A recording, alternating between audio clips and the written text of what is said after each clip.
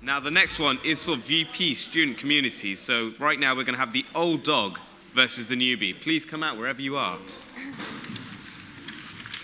Hello guys, do you want to quickly introduce yourselves? You can go first. Oh, okay. Hi, I'm Rebecca. I'm a second-year philosophy and politics student. I also study archaeology. I'm a union councillor. I'm in the community zone committee, and I'm vice president of the Debating Society, so I should be used to this, but yeah, that's me. Hi everyone, my name's Anjit. I'm your current vice president of student communities, going for the same role again. I did mechanical engineering at my time here at the University of Southampton, and I was also part of different societies like SUSUtv, and currently I do Quidditch, so there's a fun fact for you. Awesome, let's get started then. So my first question is, 1,500 pre-sessional students come to Southampton every summer to learn English before starting their degree course.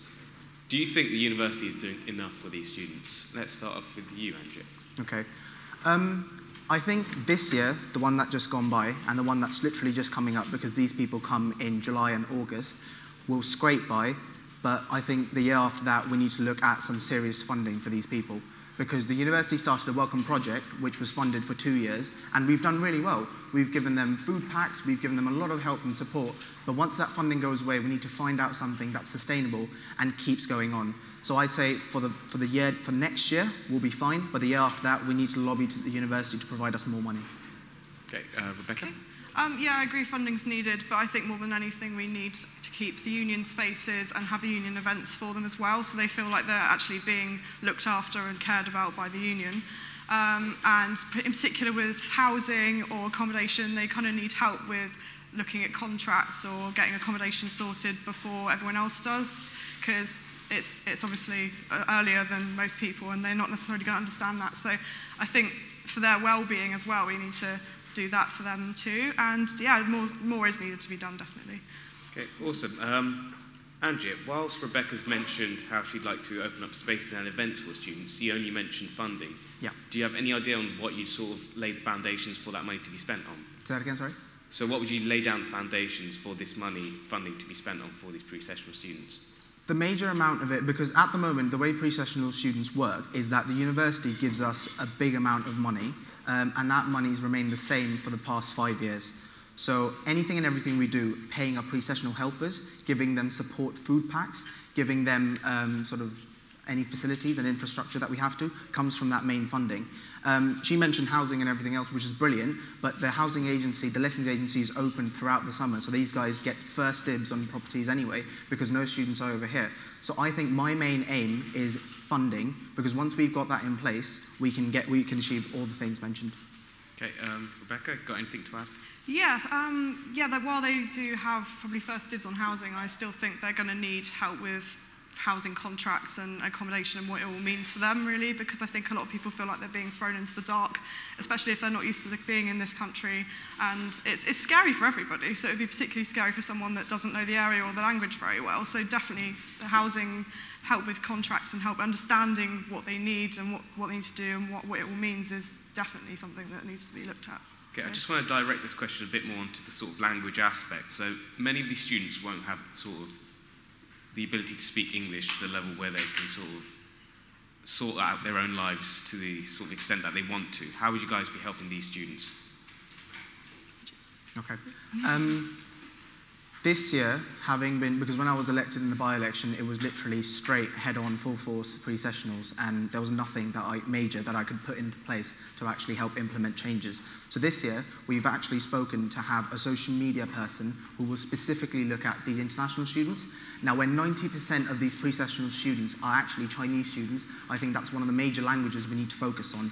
With regards to housing contracts and everything else that comes into the mix, the Advice Centre has been absolutely brilliant with pre-sessional students. The feedback we've received from them is absolutely brilliant as well. And like you mentioned, the housing contracts and everything else, they check them for free.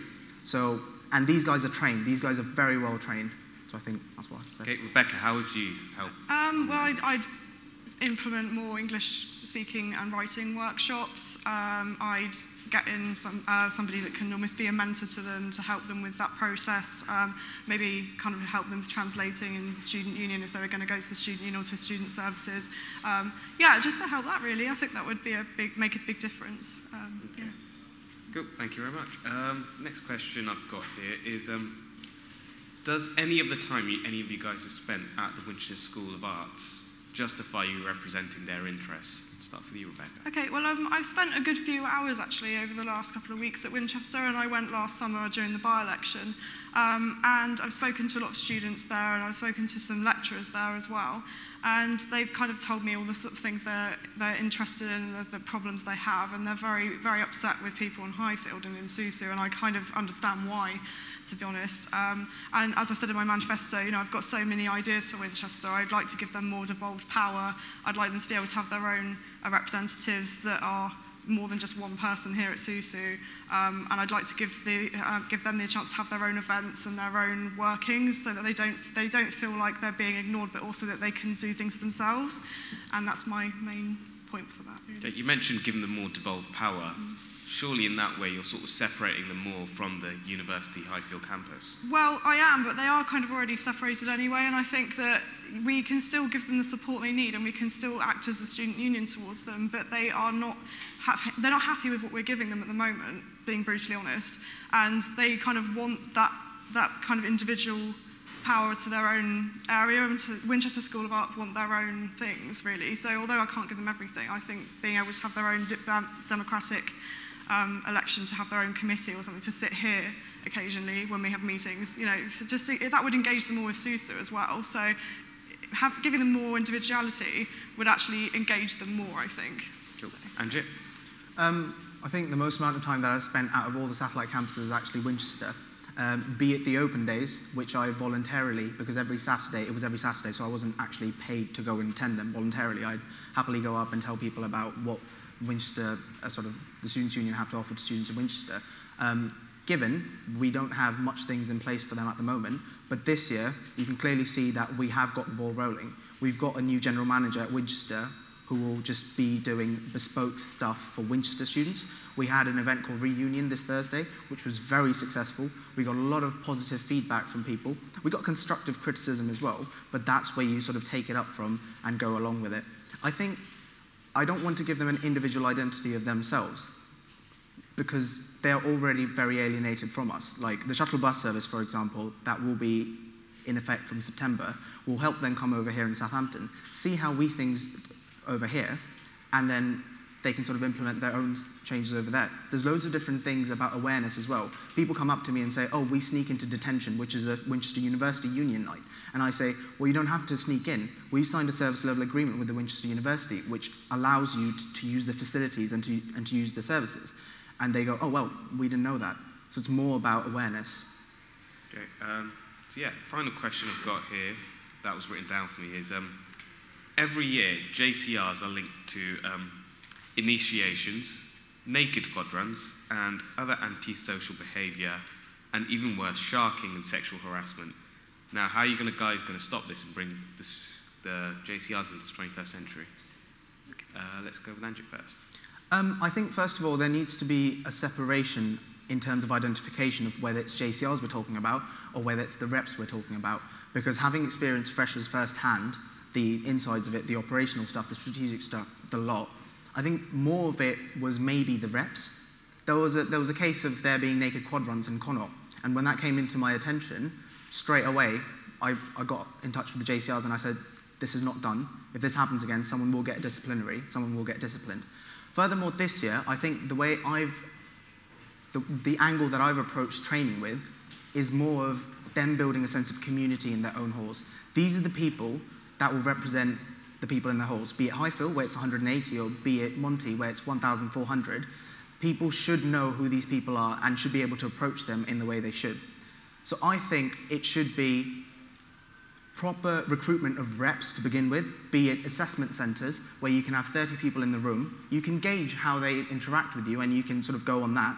An example, Winchester University rep, Winchester School of Art, Erasmus Park rep, was not being funny, quite rude in the training, and I just said straight away, you're off.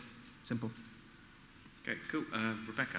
Okay, I'm not proposing assessment centres necessarily. I think the system we've got is okay. However, I do want to improve the training they've got. And generally, I think behaviour and professionalism needs to be very focused, and at the moment it isn't. And I think that when they complete their JCR training, where the reps do the training, they should have a contract that states that they know that if they are proven to be behaving in this way, and depending on the severity, they would be punished accordingly. So they know and acknowledge this when they take up the role.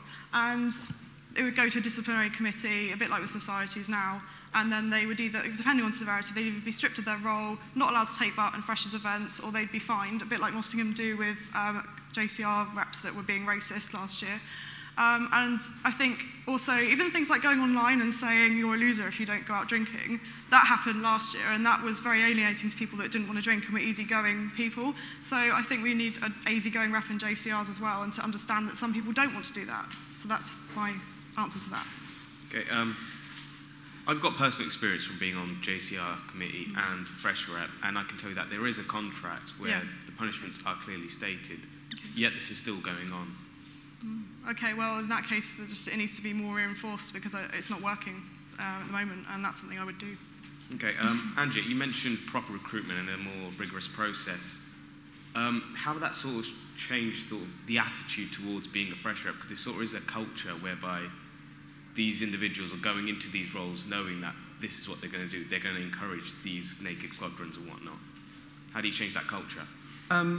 First of all, the recruitment process that took place last year was not how I would have done things at all.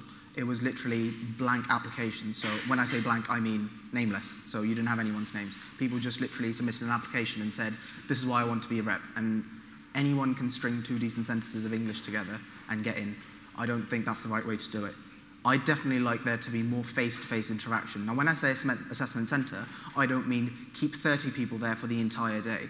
For myself, my JCR officer, and people who want to volunteer from the current JCR or the ex-JCR that I think are useful, we can have 3 assessment centres running at the same time, whereby you've got 30 people in a room taking part in a group discussion.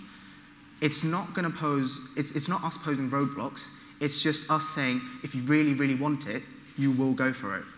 And I think that's the way I'd probably see it go. Okay, anything to add? Yeah, I do agree with that to some extent, but it just, for me, seems a little bit alienating in a way.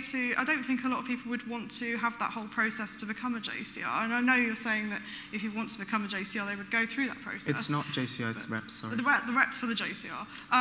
So, yeah, it would just be, I just think it would alienate a lot of people, and I think people want to have who are representatives of JCR want to go to have fun.